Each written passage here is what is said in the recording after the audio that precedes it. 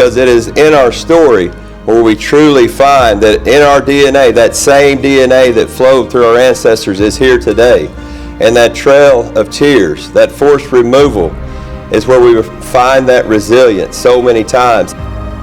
And so as you think about your journey, about where you have been personally, not only your ancestors, not only your great-grandparents, but where you have been. And we are in the midst of a revitalization right now that is so exciting. The Trail of Tears has some very meaningful stories, but each one of you has stories. We must amplify our historical perspective and not allow a modern removal. Sovereignty and self-determination are too valuable for future generations. However, this will require not only the strength of our tribal leaders, it will require the strength of our people. And we know the battles and we know the scars that our ancestors felt because we feel those. And when we peel these layers back, we can find that healing. And our country, our tribes are undergoing a time of healing continuously. But today, we understand that there's so much that is out there for each of us to grasp and to take hold. And it is organizations like this that are going to be paramount to what our youth see tomorrow, so that they can have a future and pass these stories and these things along in the most relevant and the most righteous way each and every day. We wouldn't be gathering here knowing that we've got a great Cherokee democracy. We wouldn't be here, and I couldn't be here as a chief of a nation, because our nation might not exist. But it does exist. The Cherokee people are still here. We're stronger than ever, and part of our strength is we've got great friends in the National Trail of Tears Association. Thank you all very much for your friendship and your work.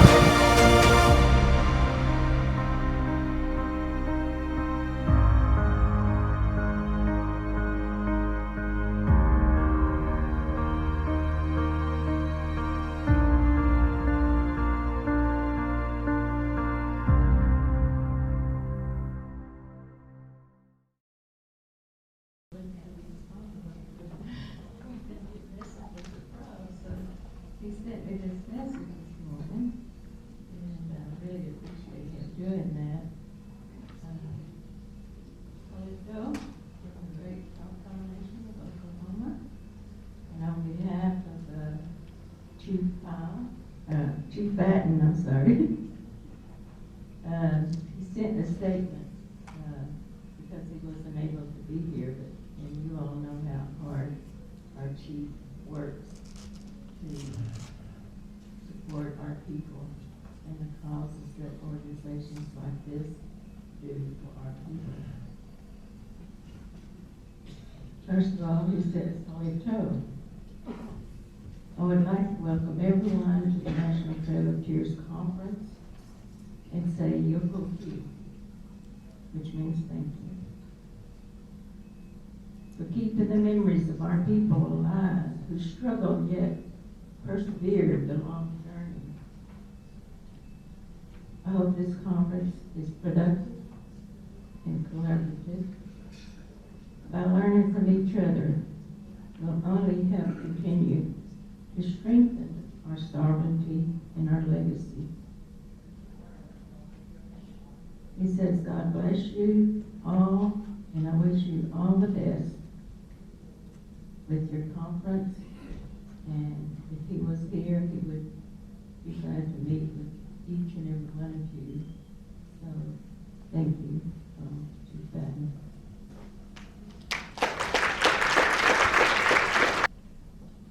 Well, good afternoon, everyone.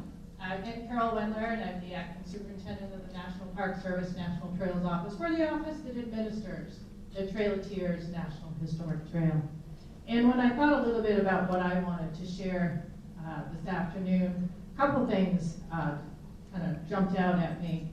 One is that I'm here with 3 of my colleagues, and we're really honored to be here and to be a part of this story.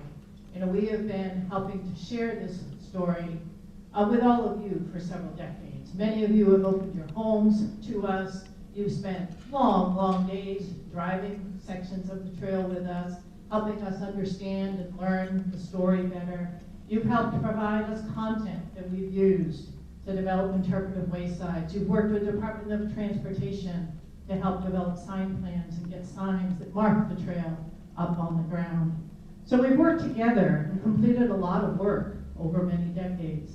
But I think we're all kind of facing the same challenge. And I think that Principal Chief Warner kind of touched on this also. How do we keep this story alive? How do we keep this story relevant? Why should someone care about this story? You all know the answer to that, right? There are multiple reasons why we need to care about this story. But keeping it alive and keeping it relevant is not necessarily easy. And it takes a village. When I stand up here and look around at all of you, I see a village. I see a village of folks that have worked really hard and continue to dedicate incredible amounts of time to sharing this story and making sure that the accurate story is portrayed. We live in this incredible world, right, where all this information is available to us, but anybody can post anything on a social media site or a website. Doesn't matter if it's true or not, and bang, there it goes, right? We know that there is a motorcycle ride in Alabama, the Trail of Tears motorcycle rally. It has nothing to do with the Trail of Tears. We know that there are teachers that are teaching that the removal was purely voluntary. There's a lot of misinformation out there, right? And so we need to work together. We need to be and continue to be that village that shares this story and shares the accurate and real and true story and makes it relevant to people. But that's part of the hard part. You can have accurate information, but how do you make it interesting and how do you make it so that young people can get engaged with that? For our part, we're not the keepers of this story, but we consider ourselves part of this village that's trying to help share that story and make it relevant. One of the ways that we're trying to do that is bring new perspectives and new technologies into our work. I want to introduce very, very quickly one woman that is joining us here today. Several of you apparently have already met her. And her name is Amaya Bearpaw, and she is a, remember the removal rider? I think completing that in and of itself is pretty remarkable, so congratulations. But she is joining us for a 7-month fellowship with our office, and she's going to be helping us to create content that people can use and young people can relate to, that can help learn and understand this story. So my challenge for all of us here today is to continue to act as a community, to continue to find ways to make this story relevant and real for people today. And you need those young people. You need those young people to carry on your association as members of the board of directors. You need those young people to carry on and make sure to be able to stand up and say, no, that is wrong. I know you read that on Facebook, but it's wrong. You're the keepers of that story. We're just a part of that village. We're honored to be a part of that village. We will always be here. We'll be a part of delivering that story and sharing and keeping this story alive. And we're honored to be able to be a part of this. Thank you very much.